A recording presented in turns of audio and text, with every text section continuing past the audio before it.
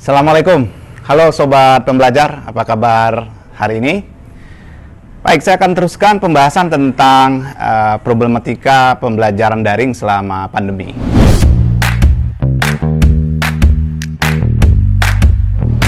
Sebelumnya kita udah bahas bahwa pembelajaran daring tidak cukup efektif, dan sekarang saya akan bahas tentang bagaimana supaya pembelajaran itu lebih efektif ya dari biasa.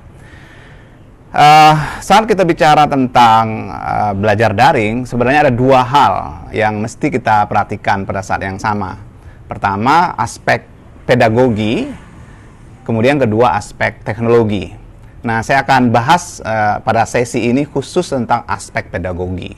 Ya, jadi belajar daring intinya tidak hanya sekedar menggunakan aplikasi A, B, C, tapi yang paling penting dulu adalah mengerti prinsip-prinsip dasarnya, atau mengerti bagaimana melakukannya ya sebagai seorang guru. Sobat pembelajar, para ahli pembelajaran daring menyebutkan bahwa kita harus memperhatikan tiga hal ya sebagai guru untuk belajar dan mengajar efektif ya. Ahli pembelajaran daring menyebutnya dengan bagaimana guru bisa membuat community of inquiry, dan didasarkan pada tiga hal. Pertama, itu disebut dengan teaching presence ya, atau kehadiran sebagai proses pengajaran oleh seorang guru. Nah, ini terkait dengan bagaimana guru mendesain pembelajarannya, mulai dari silabusnya, kemudian apa media yang akan dipakai, kemudian bagaimana menggunakan media itu, sampai kemudian juga materi-materinya gitu. Itu terkait teaching presence. Saya akan bahas agak detail nanti belakangan. Kemudian yang kedua terkait dengan social presence ya. Apa itu social presence? Itu bagaimana seorang guru bisa menciptakan suasana interaktif ya di kelas yang dilakukannya.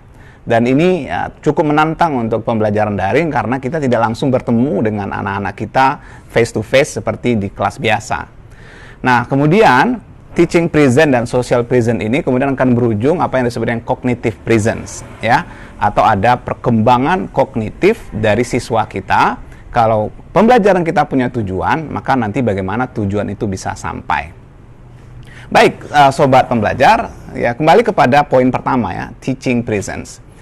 Nah, teaching presence sekali lagi adalah terkait bagaimana guru mendesain ya proses pembelajaran ya.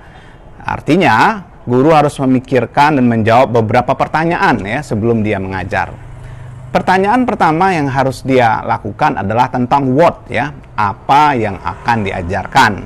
Nah, ini terkait dengan kurikulum, terkait dengan konten, terkait dengan silabus ya, dan terkait tentang materi. Jadi sebelum mengajar tentu guru harus menyiapkan segala sesuatunya. Nah, tantangannya saat belajar daring adalah kita harus melakukannya secara online dan materi-materinya harus disiapkan secara digital. Maka di sini kalau kita sudah menjawab tentang materi-materinya tentu harus didigitalisasi. Ya, maka misalnya guru harus kadang-kadang membuat materi-materi berbasis digital ya, seperti LKPD digital, atau mungkin juga rekaman video gitu ya, atau juga hal-hal lain yang sifatnya bisa diakses oleh siswa kita secara daring.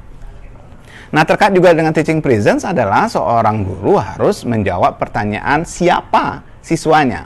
Nah, guru harus benar-benar mengerti tentang siswa ini sebelum melakukan proses pembelajaran. Kenapa? Karena siswa yang berbeda nanti harus juga disesuaikan oleh guru ya tentang bagaimana menghadapinya. Nah, terutama tentang media apa yang cocok untuk mereka. Kalau dalam daring misalnya kan, siswa kita nggak bisa kita samakan karena sebagian mereka mungkin ada yang tinggal di kota dengan jaringan akses yang kuat, tapi sebagian yang lain mungkin ada yang tinggal di pedesaan dengan jaringan internet yang tidak begitu kuat.